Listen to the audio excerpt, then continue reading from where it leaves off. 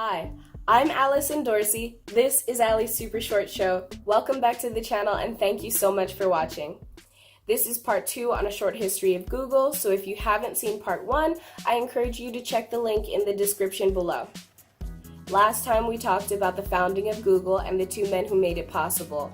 Today, I'd like to talk about a few of the controversies surrounding the company. Before we get started, I think I need to express to you exactly how large Google really is.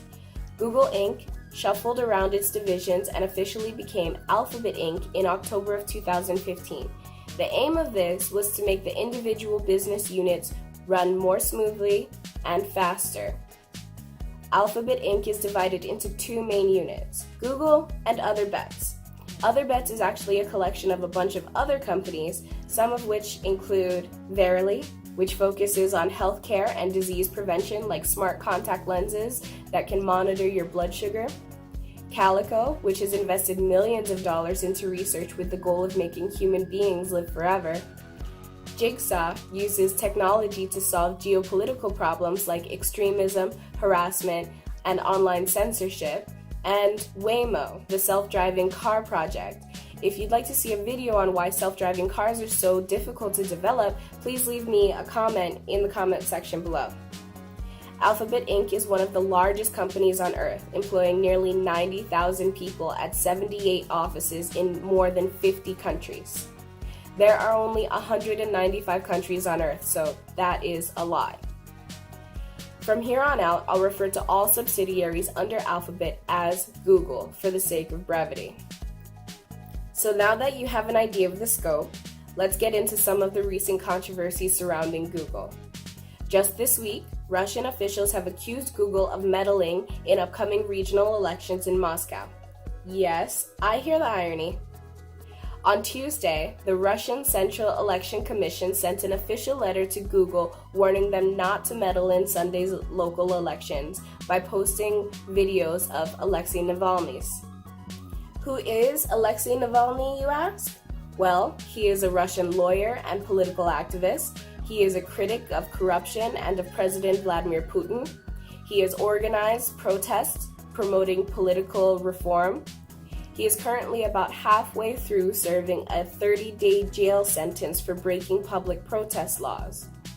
The Russian Central Commission is claiming that by hosting Alexei Navalny's videos, Google is promoting his message and is therefore meddling. This isn't the first time a country's government has tried to censor Google. China has a long history of government censorship and has blocked many websites including Facebook, the New York Times, and YouTube.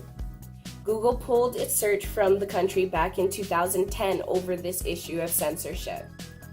This week, reports have surfaced that Google is working on a search app that will be censored to comply with Chinese laws, specifically banning search terms like religion, democracy, human rights, and peaceful protests.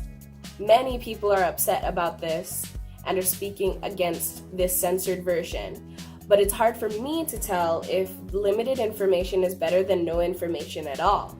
Please tell me what you think in the comment section below.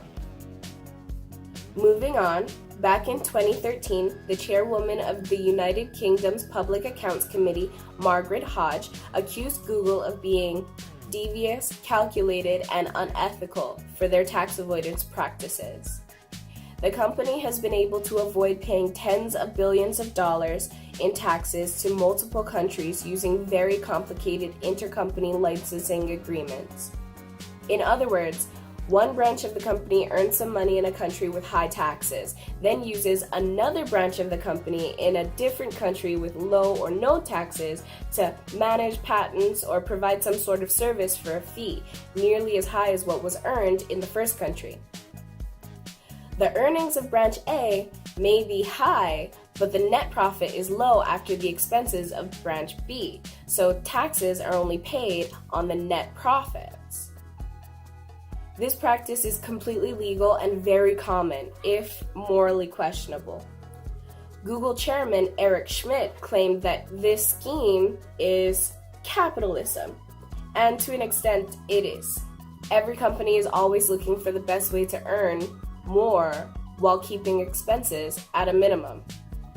As long as the laws allow it, tax avoidance will always be part of big business. But that's just my opinion.